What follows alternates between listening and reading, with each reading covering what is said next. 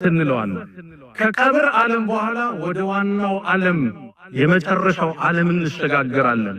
ፍርድ ላይ እንቆማለን። ወይ መዘውተሪያችን ጀነት ነው፣ አላህ ይጠብቀን፣ ካልሆነም ጀሃነም። መሞት የለም ከዛ በኋላ አንዴ ተፈጠር እንጂ አትሞትም። የሰው ልጅ ቢኖር ነው የተፈጠረው፣ መኖሪያው ነው የሚለያይ። ለተርከቡና ጠበቀን አን ጠበቅ፣ ከርከን ወደ እርከን ነው የምንሸጋገረው።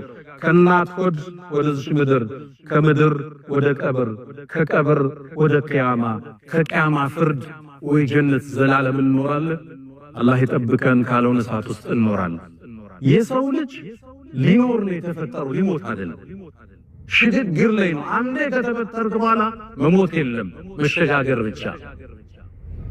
ሞት መቀስቀስ ያው መሆኑን አላህ በዚህ ጁምዓ ስንቀረው እንድናስታውስ ይፈልጋል።